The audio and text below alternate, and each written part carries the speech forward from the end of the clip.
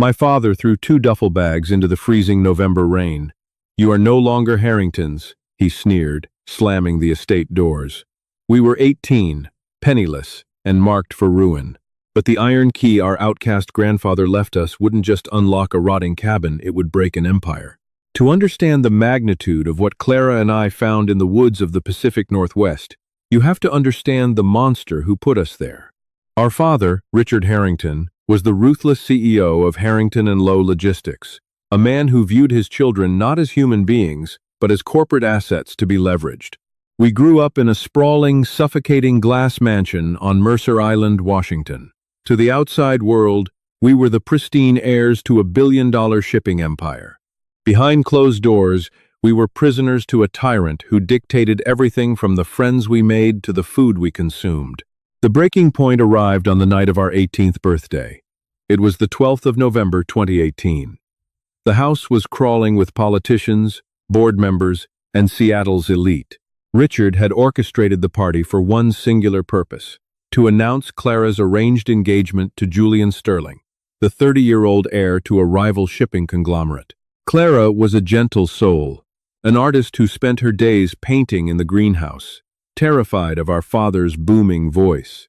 When Richard cornered her in his mahogany-lined study, holding the diamond ring Julian had purchased, Clara did something she had never done before. She said no. The slap echoed through the heavy oak doors. I was waiting in the hallway, and burst in to find Clara on the floor, holding her bleeding lip, while our father stood over her, his face contorted in a mask of pure, unadulterated rage. I didn't think. I just reacted. I shoved the CEO of Harrington and Lowe backward, sending him crashing into his glass liquor cabinet. The sound of shattering crystal brought the estate security rushing in. "Get them out," Richard spat, wiping blood from his chin, his eyes devoid of any paternal warmth. "They leave with nothing but the clothes on their backs. If they step foot on this property again, have them arrested for trespassing. They are dead to me." Just like that, our entire reality was erased. The security guards escorted us out into the freezing, torrential Seattle downpour. We stood at the edge of the iron gates, shivering in our formal wear, watching the warm glow of the mansion windows. We had no phones, they were confiscated, no wallets, no friends who would dare cross Richard Harrington. The next 6 months were a masterclass in human suffering. I managed to scrape together a few dollars working under the table at a rusted auto body shop in Tacoma, owned by a sympathetic mechanic named Bill Russo. Clara and I lived in the back of my 1998 Honda Civic, parking behind strip malls and sleeping in shifts to keep watch. The winter was brutally unforgiving. Clara developed a severe respiratory infection, her cough echoing violently in the cramped, freezing car. I was donating plasma twice a week just to buy her antibiotics from a sketchy clinic on 4th Avenue. I was failing her. I was failing my sister, and the crushing weight of our poverty was pushing me to the absolute brink. Then, on a dreary Tuesday in April, the past reached out from the grave. I was changing a tire in Russo's garage when a sleek black Lincoln Town car pulled into the oil-stained lot. A man in a tailored charcoal suit stepped out, looking wildly out of place amidst the grease and scrap metal. He introduced himself as Marcus Vance, a probate attorney from Vance and O'Connor. The name made my blood run cold. Vance, that was the maiden name of my late mother, and the surname of her estranged father, Arthur Vance. Grandpa Arthur was the family ghost, a reclusive, paranoid former structural engineer who had been banished from the Harrington family decades ago after violently clashing with Richard. We were told he went insane, running off to the mountains to live like a hermit until he died of a heart attack when we were kids. Marcus handed me a thick manila envelope sealed with red wax. "Your grandfather passed away 8 years ago, Elias," the lawyer said softly, glancing at the squalor around me. But his will had a very specific codicil. It stated that this envelope was to be delivered to you and Clara only on the condition that you were legally severed from the Harrington estate or upon your 25th birthdays, whichever came first. My hands, black with motor oil, trembled as I broke the wax seal. Inside was a heavy, jagged iron key, a set of geographical coordinates, and a handwritten letter on yellowed legal paper. Elias and Clara.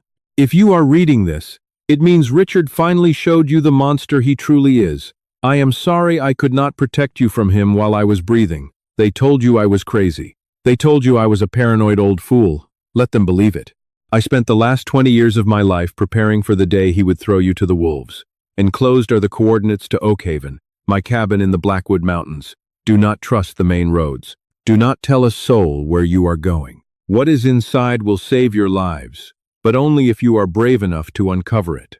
Endure. Grandpa, Arthur. I looked at the iron key resting in my dirty palm. It was heavier than it looked, cold and unforgiving. I didn't know what Oakhaven was, or what a crazy old man could have possibly left us. But as I looked back at my car where Clara was coughing into a bloody napkin, I knew we had no other choice. We pooled the last of my plasma money for a full tank of gas and 2 cans of bear mace. The drive into the Blackwood Mountains took us deep into the Snoqualmie Valley, far past the logging roads and into the dense, suffocating emerald canopy of the Pacific Northwest. Cell service vanished 2 hours in. The GPS on my cracked dashboard screen spun uselessly, leaving us to rely entirely on an old topographical map I'd bought at a gas station, cross-referencing it with Arthur's coordinates. The road eventually turned from gravel to overgrown dirt, flanked by massive, towering Douglas firs that blocked out the pale afternoon sun.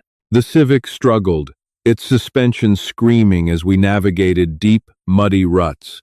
Finally, the road simply ended at a rusted, chained gate bearing a faded sign. Private property. Trespassers will be met with force. I killed the engine. The silence of the forest was absolute, almost oppressive. Are you sure about this, Eli? Clara whispered, her voice raspy and weak. She looked fragile, wrapped in 3 layers of thrift store sweaters, her eyes wide with a mixture of hope and terror. We have nothing left to lose, Clara, I said, squeezing her hand. We climbed over the rusted gate and hiked the remaining half-mile on foot. The air grew colder, thick with the scent of damp earth and rotting pine. As we crested a small ridge, Oakhaven finally came into view, but it wasn't the quaint, rustic log cabin the name suggested. It looked like a military bunker disguised as a home. The foundation was reinforced concrete, thick and brutalist. The windows were entirely boarded up, not with wood, but with heavy 1/4-inch steel plates bolted directly into the cabin's frame. The roof was covered in a thick layer of moss and pine needles, camouflaging it from aerial view. This wasn't a retreat, it was a fortress. We approached the heavy, solid oak front door. There was no standard doorknob, just a massive iron deadbolt with a jagged keyhole that matched the ancient key in my pocket. I slid the key in. It required immense force, both of my hands twisting until a loud mechanical clack echoed through the silent woods. The door groaned open, spilling a wave of stale, frozen air out onto the porch. I clicked on my heavy-duty flashlight, sweeping the beam through the darkness. The interior was a shocking contrast to the fortified exterior. It was a perfectly preserved, cozy living space. Dust motes danced in the beam of my light, settling on leather armchairs, a large stone fireplace, and bookshelves lined with engineering manuals, history texts, and philosophy books. Everything was frozen in time. A mug still sat on the wooden dining table. A pair of reading glasses rested on an open book. It's like he just left for a walk and never came back, Clara coughed, shivering as she stepped inside. I found a kerosene lantern on the table, miraculously still full, and managed to light it. The warm, orange glow revealed more of the room. It was quaint, but it didn't look like salvation. There was no visible money, no stock certificates, no food cash, just an old man's forgotten sanctuary. Panic began to claw at my throat. Had we driven all the way out here for nothing? Was Arthur truly just a paranoid recluse who thought a sturdy cabin was all we needed? Elias, Clara said, her voice trembling. Look at the floor. I walked over to where she was standing near the massive stone fireplace. She was pointing at the hardwood floorboards. The floor was covered in a thick, uniform layer of gray dust except for a distinct, semicircular sweep pattern originating from the right side of the heavy stone hearth. The stone structure wasn't flush with the wall. There were microscopic scratch marks on the floor, indicating that the massive, multi-ton fireplace had been swung outward on a hinge. My heart began to hammer against my ribs. I ran my hands along the cold, jagged stones of the fireplace, searching. There has to be a release, I muttered, pressing my fingers into the mortar joints. About shoulder high, my thumb pressed against a stone that didn't feel like rock. It was cold steel, painted and textured to mimic stone. I pushed it inward. A deep hydraulic hiss echoed from the walls. The ground vibrated slightly, and with a grinding screech of stone on wood, the entire right half of the fireplace swung forward like a massive vault door. A blast of cold, dry air hit us, carrying the distinct metallic scent of ozone and old paper. Behind the fireplace was a narrow, concrete stairwell descending into pitch blackness. "Stay behind me," I whispered to Clara, clicking my flashlight back on. We descended 20 steps underground. The air grew incredibly frigid. At the bottom, my light illuminated a room that stopped the breath in my lungs. It was a subterranean command center. The walls were lined with corkboards, entirely covered in thousands of photographs, shipping manifests, bank statements, and blueprints. Red string connected faces, dates, and offshore account numbers. But it wasn't the frantic scribblings of a madman. It was meticulously organized, pristine, and chillingly professional. In the center of the room sat a massive steel Mosler safe. On top of the safe was a single, black leather ledger. I walked over, my hands shaking violently as I opened the ledger. The first page was dated the 14th of July, 1999. The handwriting was sharp and precise. Richard Harrington is not a businessman. He is a butcher. The empire is built on blood, illegal arms trafficking, and the systemic exploitation of vulnerable ports in Southeast Asia. I have spent 12 years gathering the proof. They think they silenced me, but I have documented every transaction, every bribe, and every murder. If my grandchildren are reading this, Richard's time is up. The safe contains $3 million in untraceable bearer bonds to keep you alive. The ledger contains the weapon to destroy him. Clara let out a choked sob, leaning against the cold concrete wall. We weren't just disowned heirs anymore. We were holding a loaded gun to the head of a billionaire tyrant. I reached out to touch the heavy dial of the Mosler safe, feeling a sudden surge of terrifying power, when a sound from upstairs froze the blood in my veins. It was a heavy footstep, then another.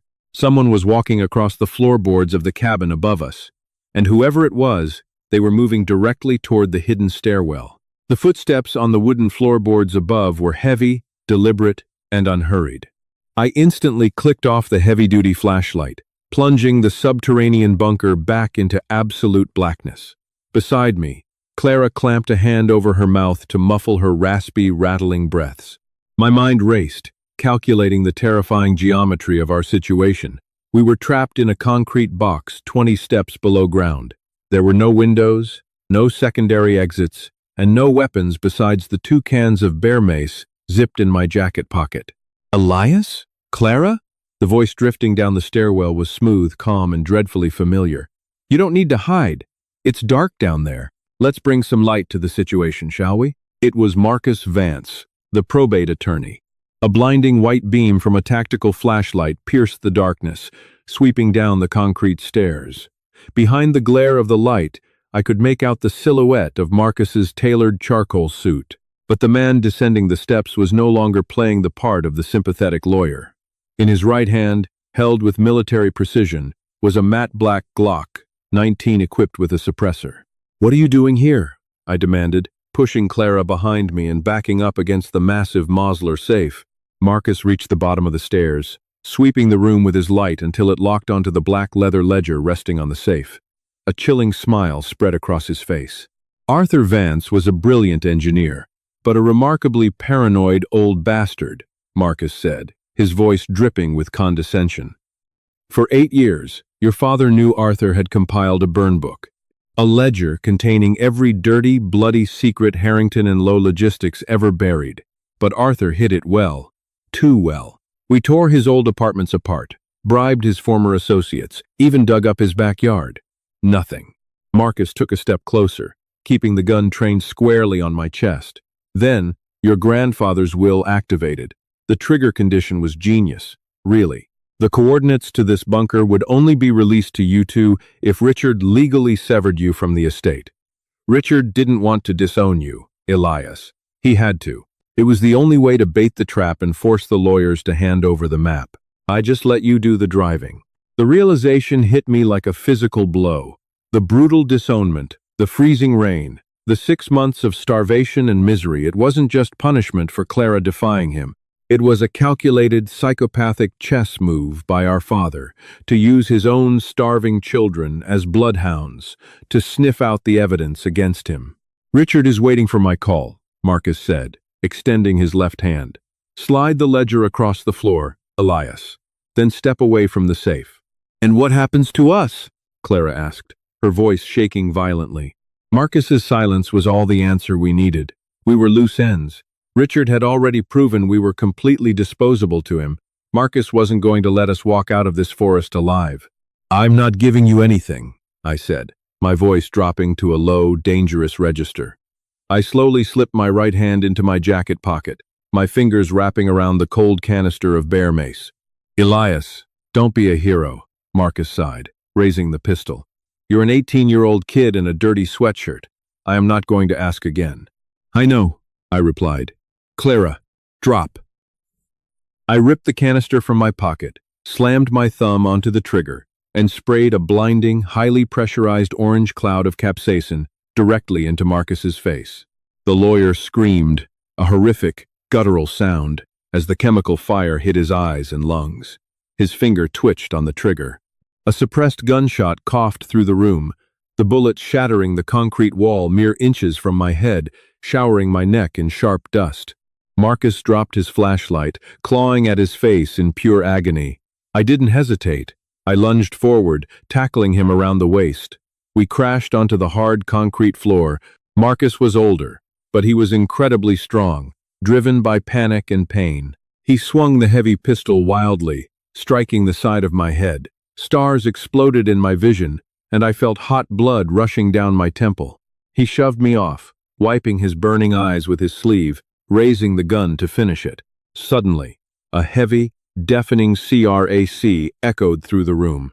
Marcus's eyes rolled back into his head, and he collapsed forward, hitting the floor like a sack of dead weight. Standing behind him, gasping for air, was Clara. She was holding a heavy, cast-iron bookend she had grabbed from the grandfather's desk upstairs. Her hands were shaking, but her eyes were like steel. "Tie him up," Clara panted, dropping the bloody iron block. Now, we stripped Marcus of his belt, his tie, and shoelaces, binding his wrists and ankles tight enough to cut off circulation.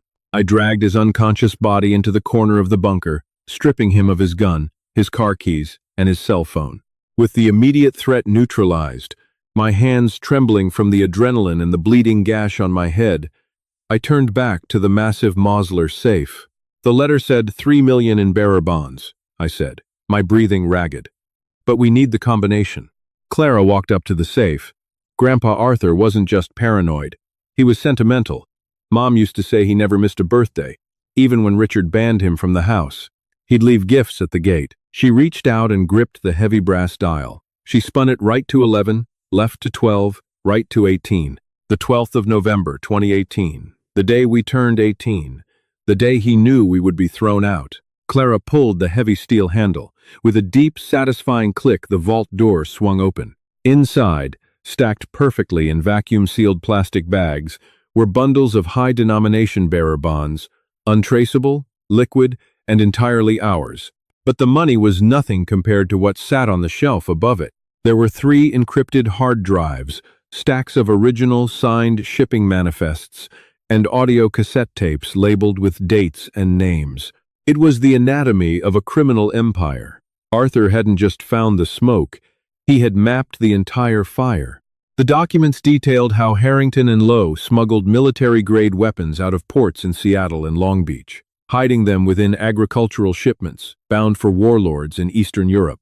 It showed the systematic bribery of federal port inspectors, and worst of all, it contained the direct orders signed by Richard Harrington authorizing the assassination of 2 whistleblowing dock workers in 2011. We didn't just have a gun to our father's head, we had a nuclear bomb.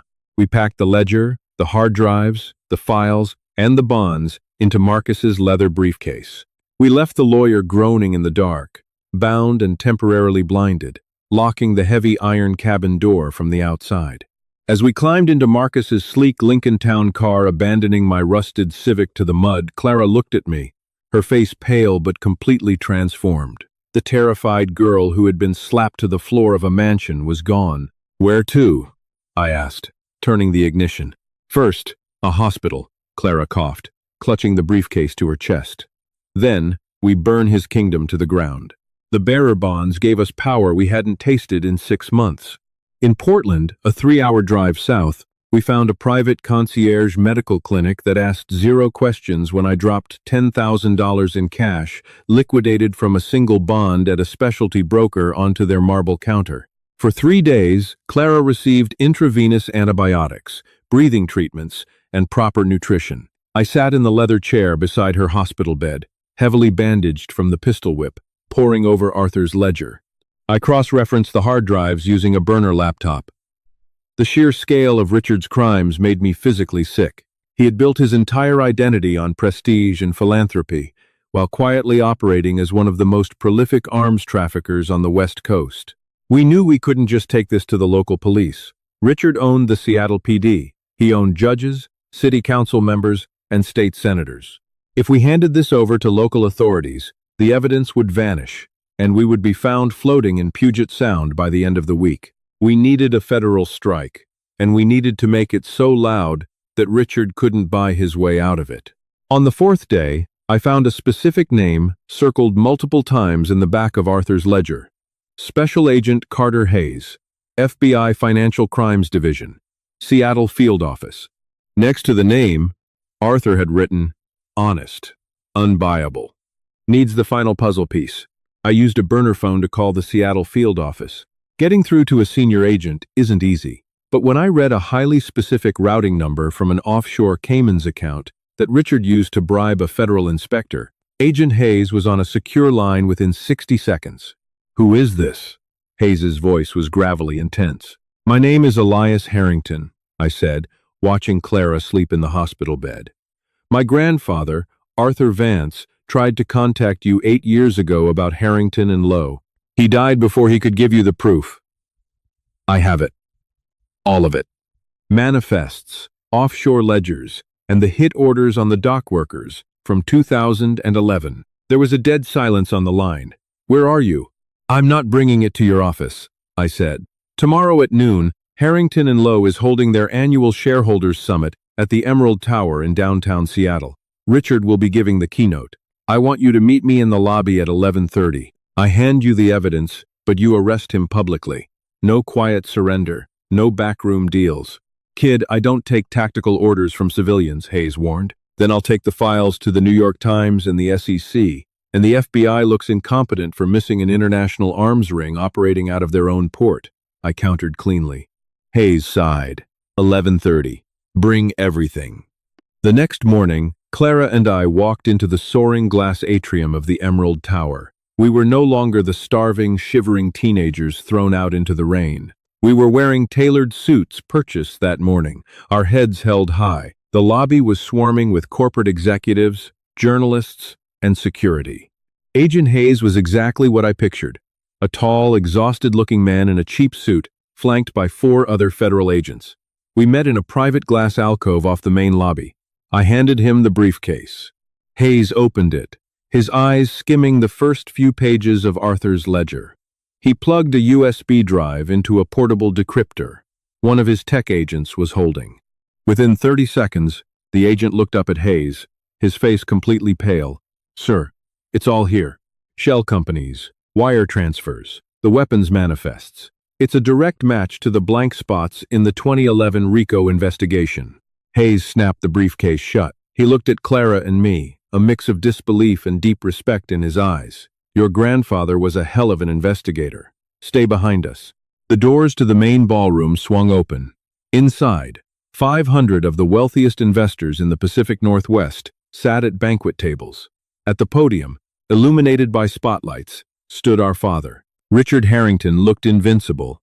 He was mid-speech, talking about legacy, family values, and the future of global logistics. Sitting in the front row was Julian Sterling, the man Richard had tried to force Clara to marry.